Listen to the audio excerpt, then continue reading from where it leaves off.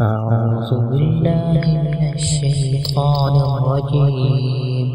براءة من الله ورسوله إلى الذين عاهدتم من المشركين فسيحوا في الأرض 4 أشهر واعلموا أنكم غير معجز الله وأن الله مخزي الكافرين. وأذان من الله ورسوله إلى الناس يوم الحج الأكبر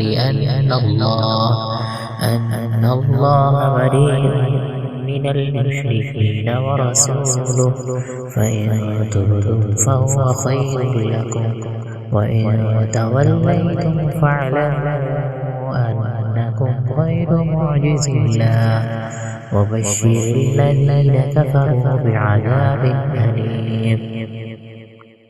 إلا الذين عاهدتم من المشركين ثم لم ينقصوكم شيئا ولم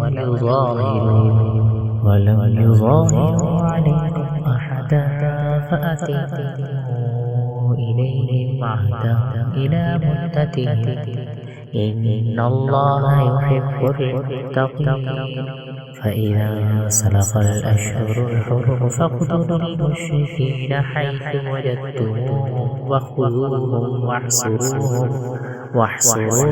واقعدوا لهم كل مرصد. فإن تابوا وأقاموا الصلاة وآتوا الزكاة فخلوا سبيلهم إن الله غفور رحيم.